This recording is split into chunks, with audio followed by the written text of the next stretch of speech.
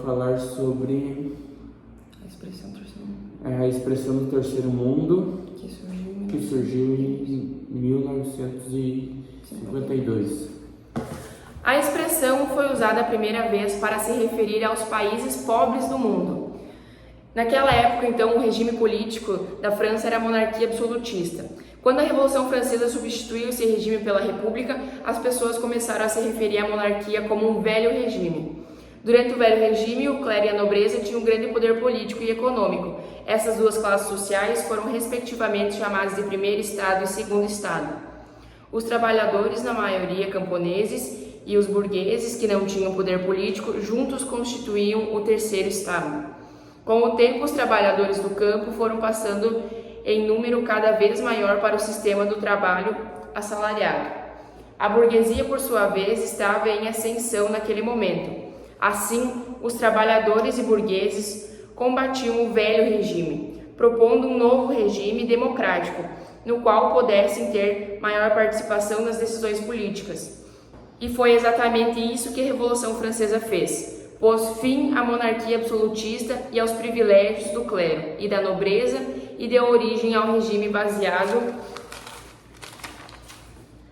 no voto e nas eleições. Por isso, quando Salve compara o terceiro mundo com o terceiro estado, ele sugere que os países subdesenvolvidos desempenham um papel revolucionário semelhante ao que o terceiro estado desempenhou em 1789. Salve quis chamar a atenção para as contradições existentes entre os países desenvolvidos e os subdesenvolvidos. Dentro dessa linha, alguns estudiosos criaram também a expressão proletária para designar o terceiro mundo, ou o conjunto de países subdesenvolvidos. Com isso, queriam sugerir que essas nações desempenhariam o papel do proletariado, trabalhadores assalariados, em conjunto com os patrões, que seriam representados pelos países desenvolvidos. Já se passou quase meio século desde que a expressão do terceiro mundo foi criada. Durante esse tempo, ela se popularizou, mas seu significado aos poucos foi se transformando, originando controvérsias e interpretações variadas.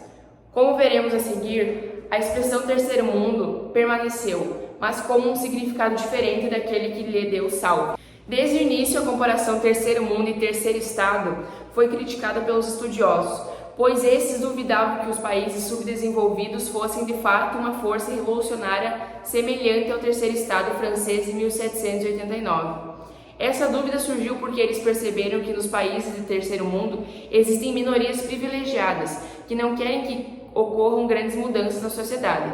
Essas minorias são, portanto, cúmplices da situação de pobreza e dependência desses países. Assim, por exemplo, não tem sentido opor os Estados Unidos à América Latina, como se fossem patrão versus empregados, esquecendo que também os países latinos e americanos, as classes dominantes se beneficiam dos baixos salários pagos aos trabalhadores. Por sinal, as classes dominantes dos países subdesenvolvidos são geralmente mais ricas e têm mais privilégios do que as classes dominantes dos países desenvolvidos.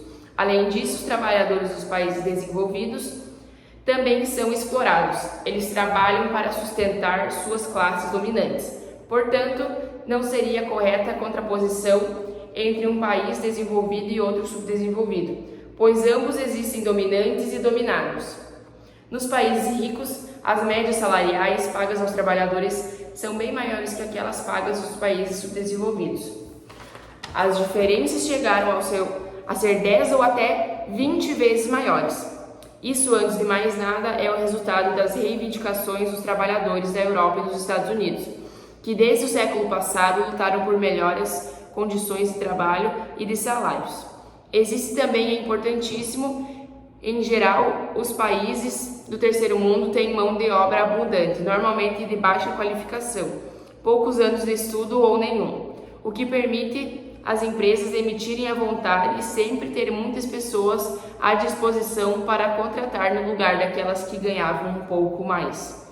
Assim, quando consideramos que os países desenvolvidos só existem ricos e nos países do terceiro mundo só existem pobres, como se a riqueza de uns se devesse à pobreza de outros, Estamos, na realidade, fazendo o jogo de classe dominantes dos países subdesenvolvidos. Isso porque para essas classes interessa esconder a desigualdade social já existente nos países e sempre pôr em frente os países ricos pelos problemas aí existentes. Por isso a ideia de nação proletária e a comparação do papel que o terceiro mundo deveria ter como aquele do terceiro estado na época da Revolução Francesa acabaram sendo esquecidas.